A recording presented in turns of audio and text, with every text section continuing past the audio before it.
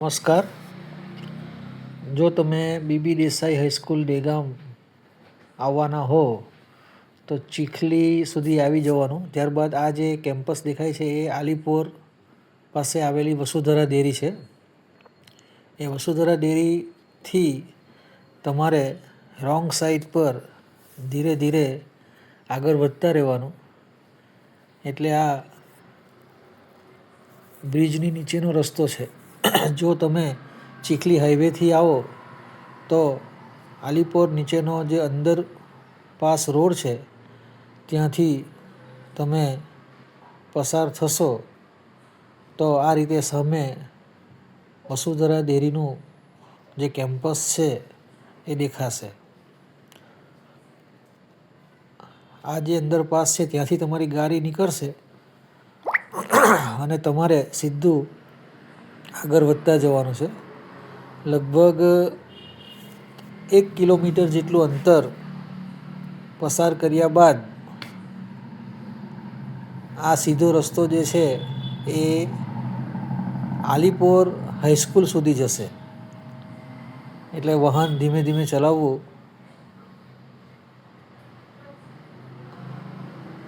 અને આગળ વધતા જ રહેવું. આ બ્રિજ પૂરો થાય ત્યાંથી પણ સીધા આગળ વધતા રહેવાનું. આ જે બાજુમાં જે હાઈવે દેખાય છે તે હાઈવે સીધો નવસારી તરફ જાય છે.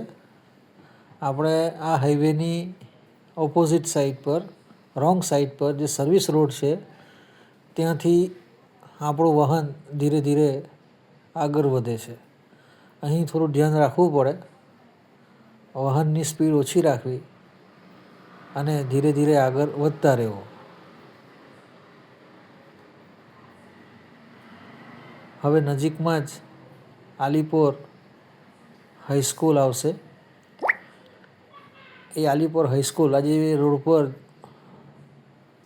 જમણી બાજુ બિલ્ડિંગ દેખાય છે એ આલીપોર હાઈસ્કૂલ છે. લઘુમતી સંસ્થા છે મુસ્લિમ સમાજની. ત્યાંથી 100 મીટર જેટલું આગળ જઈએ એટલે અહીંથી આપણે જમણી બાજુ તરફ વળવાનું આવશે. આ જે રસ્તો છે ચીખલીથી વસુંધરા ડેરી થઈ આલીપોર સુધી જવાનો રસ્તો છે.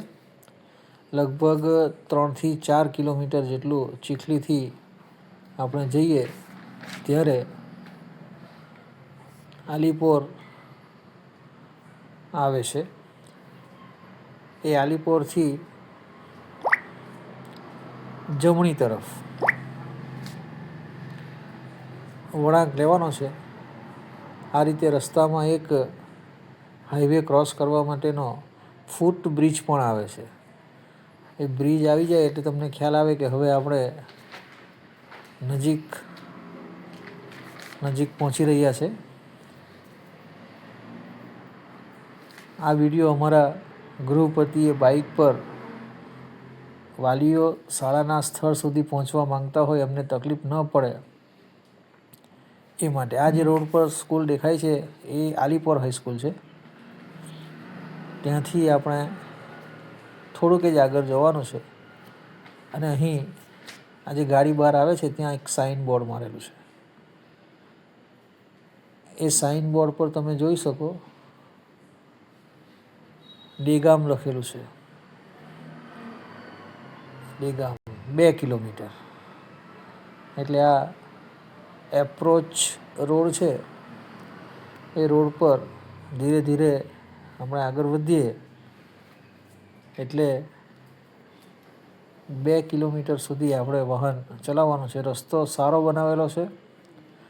ટ્રાફિક પણ ઓછો હોય પણ આપણે ગતિ મર્યાદાને ધ્યાનમાં રાખીને ઓછી ઝડપથી વાહન ચલાવવું.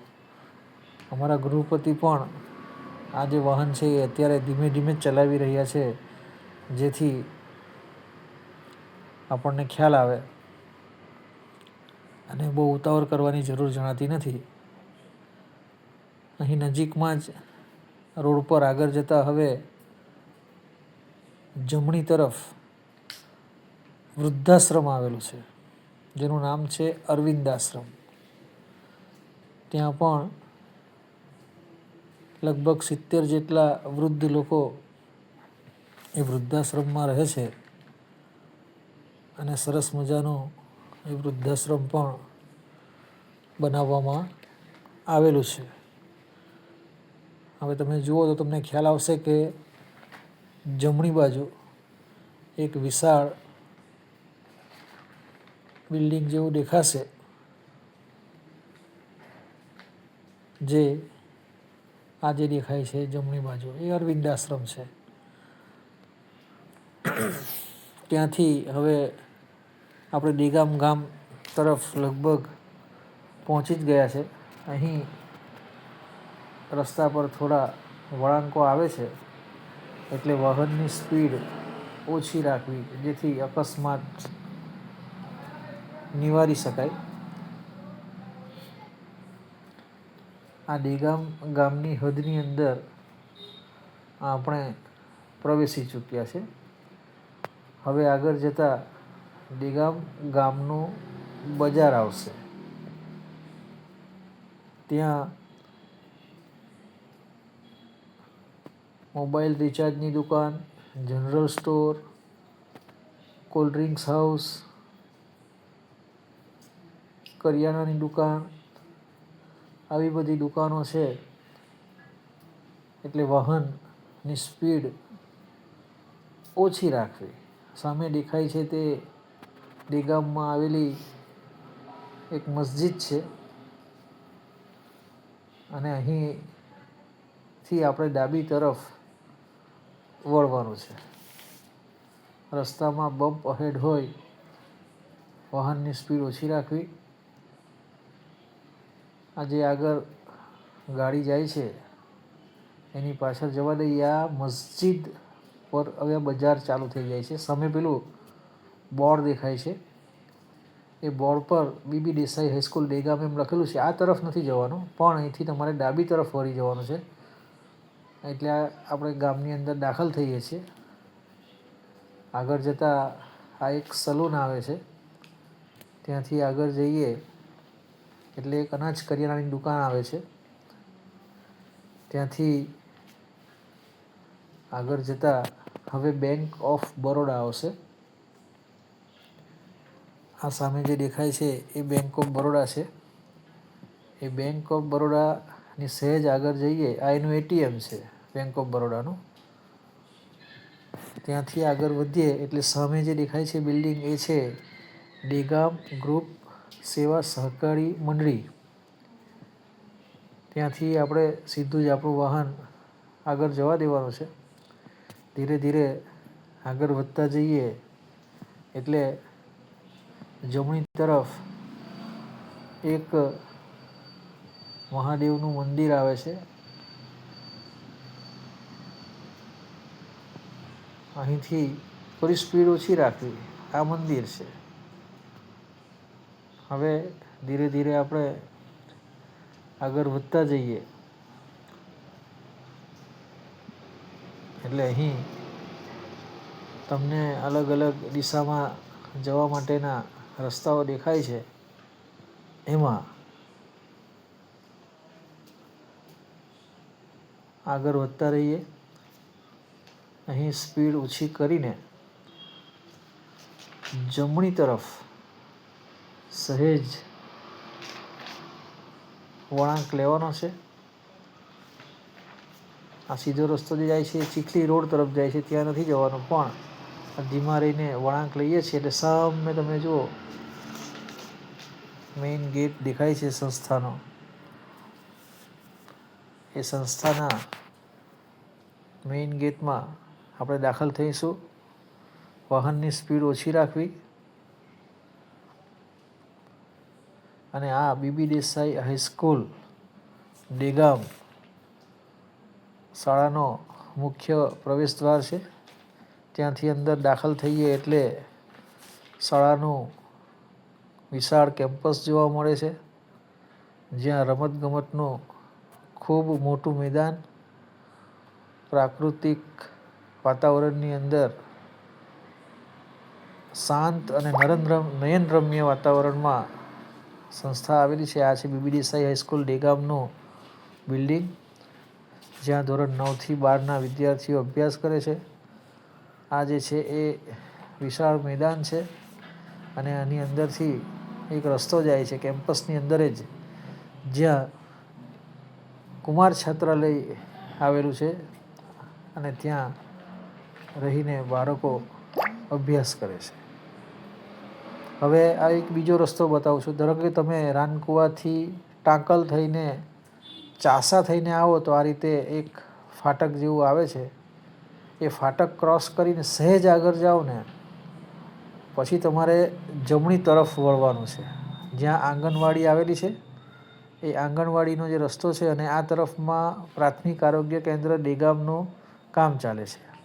એ રસ્તા પર ધીમે ધીમે વાહન હંકારીને તમે આગળ વધશો તો ફરી પાછા આપણે દેગામ હાઈસ્કૂલના મુખ્ય પ્રવેશદ્વાર આગળ પહોંચીશું. ત્યાં પહોંચીએ પહેલાં જમણી બાજુ પર સર્વોદય વિદ્યાર્થી ગૃહ દેગામ પણ તમને દેખાશે અને ત્યાંથી થોડું આગળ જતાં શાળાના મુખ્ય પ્રવેશદ્વારમાં આપણે પ્રવેશીએ એટલે શાળા સુધી પહોંચી જવાય છે. આ જ પ્રમાણે અહીંથી નજીક જ દેગામ પ્રાથમિક શાળાના કેમ્પસમાં કન્યા છાત્રાલય પણ આવેલું છે અને ત્યાં કન્યાઓ રહીને નિવાસ કરે છે, નિવાસ સ્થાને રહે છે અને આ શાળાની અંદર તેઓ આવે છે. આજે રોડ પર જમણી બાજુ આ જે કમ્પાઉન્ડ વોલ દેખાય છે એ કમ્પાઉન્ડ વોલની અંદરના ભાગમાં છાત્રાલય છે, કુમાર છાત્રાલય, જ્યાં 130થી વધુ બાળકો છાત્રાલયમાં નિવાસ કરીને શાળાની અંદર અભ્યાસ કરે છે. હવે અહીંથી તમે આગળ જશો એટલે જમણી બાજુ વળાંક લેવાનો છે. વાહનની સ્પીડ ઓછી રાખવાની. રસ્તામાં બમ્પ હોય અને આજુબાજુમાં લોકો કે વાહનો હોય તો સ્પીડ વધારે હોય તો મુશ્કેલી ઊભી થઈ શકે. એટલે આરામથી વાહન ચલાવીને ધીરે ધીરે તમે આવશો તો શાળાના પ્રવેશદ્વાર સુધી પહોંચી જશો. ટૂંકમાં આ વિડીયોની અંદર ચીખલીથી વસુધરા ડેરી, હાલીપોર થઈને દેગામ ગામમાંથી પસાર થઈને તમે શાળાના કેમ્પસ સુધી પહોંચી શકો છો. અને જો કોઈ વ્યક્તિ રાનકુવા તરફથી આવતી હોય તો તેને ટાંકલ, ચાસા થઈ દેગામ પ્રાથમિક આરોગ્ય કેન્દ્ર થઈને ધીરે ધીરે આગળ વધતા વાલી મિત્રો, વિદ્યાર્થી મિત્રો શાળાના કેમ્પસ સુધી પહોંચી શકશે. તમને રસ્તે તકલીફ ન પડે અને તમે સીધા સંસ્થા સુધી પહોંચી શકો એ હેતુને ધ્યાનમાં રાખીને આ વિડીયો બનાવેલો છે. આશા રાખીએ કે તમે અમારી સંસ્થાની જ્યારે મુલાકાત લેવા માટે આવો ત્યારે તમને રસ્તે કોઈ તકલીફ ન પડે અને તમે ખૂબ સરળતાથી અમારી સંસ્થા સુધી પહોંચી શકો.